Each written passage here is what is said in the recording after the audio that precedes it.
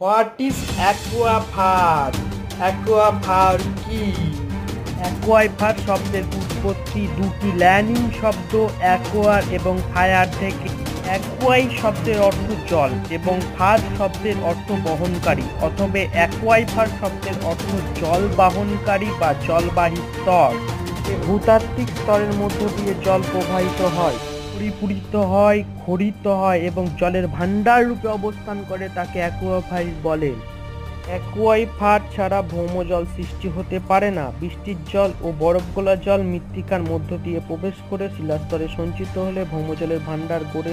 অ্যাকুইফারকে তিনটি ভাগে ভাগ করা যায়: মুক্ত অ্যাকুইফার, আবদ্ধ অ্যাকুইফার, স্থানীয় বা পাস অ্যাকুইফার। অপ্রবেশ শিলাস্তরের উপর প্রবেশ শিলাস্তর অবস্থান করলে ওই প্রবেশ শিলাস্তরে জল সঞ্চিত হয়ে যে অ্যাকুইফার গঠিত হয় তাকে মুক্ত অ্যাকুইফার বলে। দুটি অপ্রবেশ শিলাস্তরের মধ্যে থাকা প্রবেশ শিলাস্তরে জল সঞ্চিত হয়ে যে অ্যাকুইফার গঠিত হয় তাকে আবদ্ধ অ্যাকুইফার বলে।